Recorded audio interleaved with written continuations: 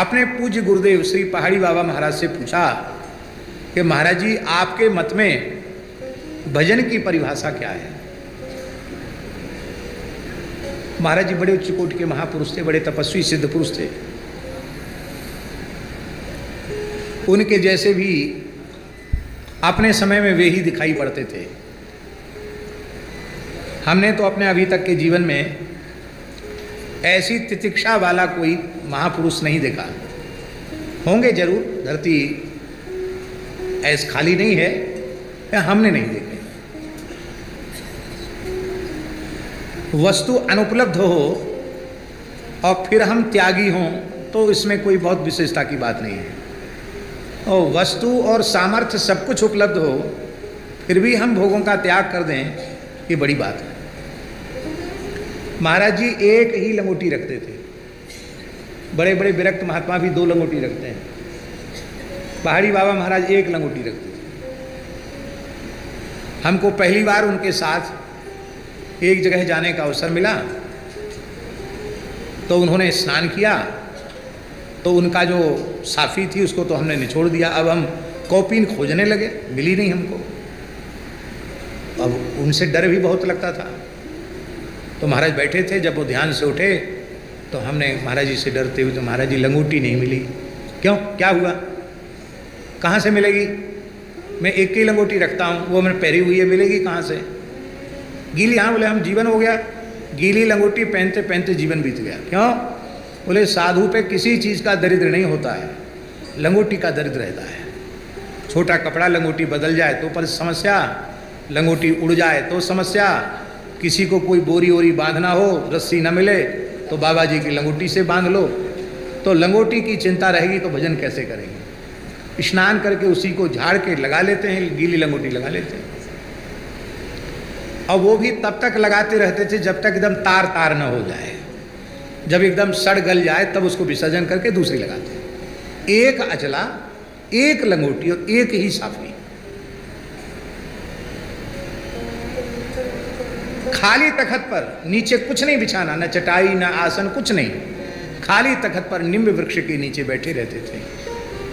ठंडी में भी, गर्मी में भी, बरसात, एक लंगोटी में।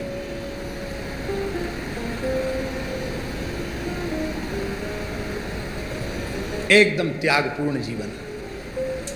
चाहते तो अपने जीवन में बहुत कुछ वे कर सकते थे, लेकिन कुछ नहीं, प्रवृत्ति को बिल्कुल नहीं बढ़ाया।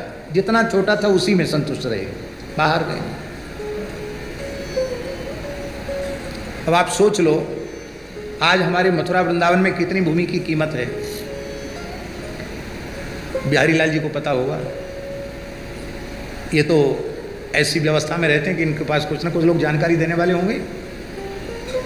हो सकता है शायद 1 लाख रुपए गज भी जमीन हो गई हो तो कोई पता नहीं है, और ज़्यादा। चलो लो साहब, सुनते थे कि दिल्ली बम्बई में लाख रुपए गज होती थी, वृंदावन में हो गई। उस समय में महाराज जी को मथुरा वृंदावन के बीच एक ही व्यक्ति ने 50 बीघे जमीन दी। कितनी? मेन रोड पर, मुख्य सड़क पर। बोले महाराज जी, ठाकुर जी का अन्न हो जाएगा और भोग लगेगा। तो महाराज जी चल बक बक करता, हमारे ठाकुर जी भूखे मर रहे हैं क्या? अभी क्या भोग नहीं लग रहा है? बोले लग तो रहा है, ले आगे की व्यवस्था हो जाएगी। तो महाराज जी बोले आज खाए कल को झंके, ताकू कबीरा संग न रखे। आज खाने के बाद कल की चिंता करता, उसको कबीरदास अपनी जमात में नहीं रखते हैं। तो महाराज हमने तो संकल्प कर दिया है साधु सेवा के लिए। मारवाड़ी थे वो, उनका जहाज का काम था। तो महाराज ने कहा तुमने संकल्प कर दिया और हमें भजन करना है, हमें खेती नहीं करनी है। क्यों खेती करनी होती तो हम घर में ही रहते, हमारे घर में खेती थी, हमारा बाप जमींदार था, हम खेती करते तो घर में रहते। ब्राह्मण कुल का जन्म है तो व्यापार भी हमने नहीं करना, खेती हमको नहीं करनी, नौकरी किसी की करेंगे क्यों? लंगोटी लगाई नौकरी करने के लिए, भजन करने के लिए लगाइए, तो ये नहीं, कुछ नहीं करेंगे। तो महाराज मेरा संकल्प है। बोले तो तुम चाहो तो इसको बेच के भंडारा कर देना। तो उस समय सरकार ने भूमि मांगी, कुछ मुआवजा मिला, लेने वाला भी वही। बहुत विशाल भंडारा हुआ वृंदावन में उस जमाने में। खाक चौक वाले महाराज ने बहुत बड़ा भंडारा किया। और हम समझते हैं कि कम से कम 65-70 वर्ष पुरानी बात होगी। उस समय 84 कोस के संतों का झरा भंडारा, सबको 10-10 गज का अचला, सबको कमंडल, सारा पैसा एक ही भंडारे में खर्च करके बोले देख अब तू भी निश्चिंत और हम भी निश्चिंत, जाओ।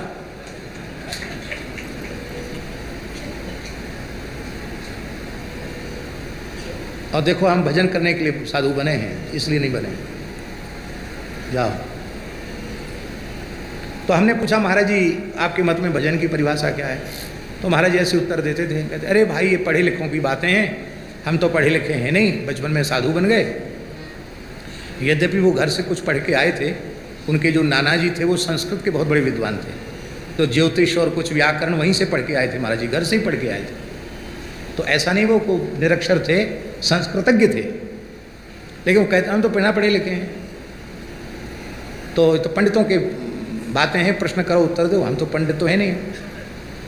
महाराज जी आपके अनुभव से बोले तो ठीक है, एक हम अपनी घटना सुनाते, उससे तुमको भजन की परिभाषा का बोध हो जाएगा। कहते हम खाक चौक में पुजारी थे, साधुओं की जमात आई, तो साधु बोले हम जा रहे हैं काशी में, रामनगर में रामलीला देखने जा रहे हैं। अरे गुरु भाई पुजारी जी क्या बताऊं, इतनी बढ़िया लीला होती है, साक्षात राम जी जानकी जी, आज भी काशी रामनगर की लीला प्रसिद्ध है। और ये बात होगी उस जमाने की बात, कम से कम 100 साल पुरानी बात हम बता रहे हैं आपको। तो बोले हमारे मन में लालच आ गया, तो एक डर लगे कि गुरुजी पूछें, कहीं गुरुजी ने मना कर दिया तो जा नहीं पाएंगे। तो महात्माओं के बहकावे में आ गए। उन्होंने कहा हम देखो हम जा रहे हैं मथुरा में, नरसिंह जी की बगीचे में जमात रुकेगी और कल वहाँ से निकलेंगे, तुम आ जाना वहीं। अब चलना हमारे साथ जमात में। बोले ठीक।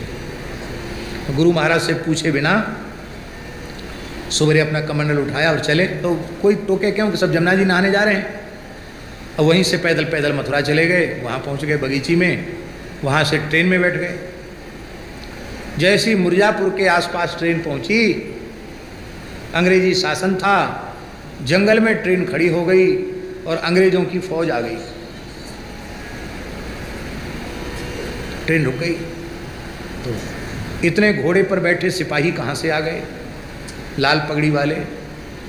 तो साधु में चर्चा चलने लगी कि यहाँ एक रेलवे का बड़ा अधिकारी है बंगाली, उसका नाम है मिट्ठू बाबू, साधुओं का भयंकर दुश्मन है, वो सब साधु जेल में सड़ेंगे। अब तब क्या करें?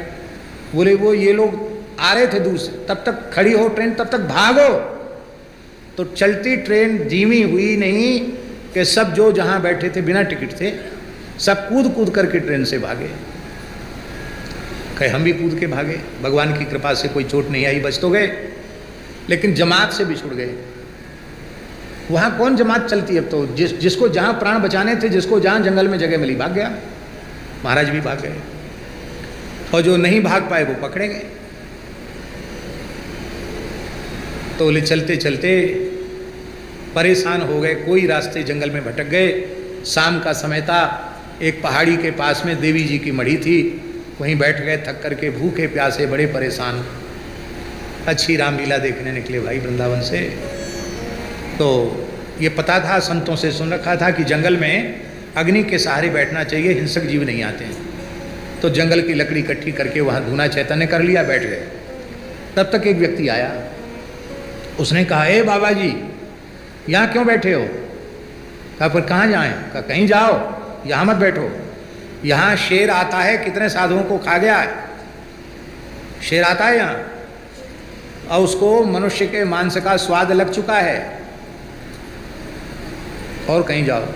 महाराज बोले गांव में कोई घुसने नहीं दे रहा है, यहाँ शेर खा जाएगा तो हमारे कोई आगे पीछे रोने वाला थोड़ी, भाग यहाँ से, शांति से बैठने भी नहीं देता। तो महाराज जी कहते उसको हमने डांट डपट के भगा दिया। अब थके तो इतने थे कि हम सो जाते, लेकिन वो शेर का डर घुसा गया, तो नींद भूख प्यास सब गायब हो गई।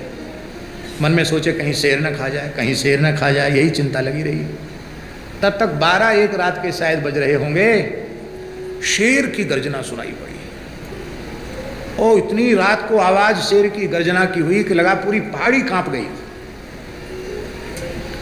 थोड़ी ही देर में क्या देखते हैं कि जैसे आप बैठे हैं इतनी दूरी से शेर एक किसी जंगली जीव को, जानवर को पकड़कर घसीट कर ले जा रहा है, धूल उड़ गई।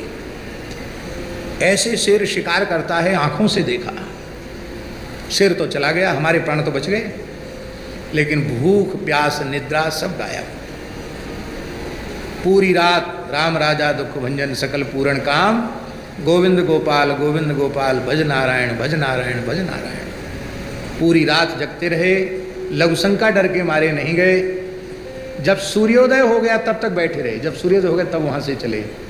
उसी दिन हमको यह बोध हो गया कि जैसे शेर के डर के मारे भूख प्यास निद्रा सब गायब हो गई और रात भर भजन हुआ, ऐसे ही मृत्यु रूपी काल रूपी सिंह गर्जना कर रहा है। ये जिस भाग्यशाली को अनुभव हो जाएगा, उसका खाने पीने सोने में मन नहीं लगेगा, उसको निरंतर भजन में ही मन लगेगा। तो मुझसे यदि अनुभव की बात पूछ रहे हो तो मृत्यु की सदा स्मृति बनी रहना, यही भजन की परिभाषा है। हमें मरना है, ये बात सदा ध्यान में बनी रहे, इसी का नाम है भजन। बोलो भक्तवत्सल भगवान की जय। राम राजा दुख भंजन सकल पूर्ण काम, गोविंद गोपाल भज नारायण भज नारायण भज नारायण।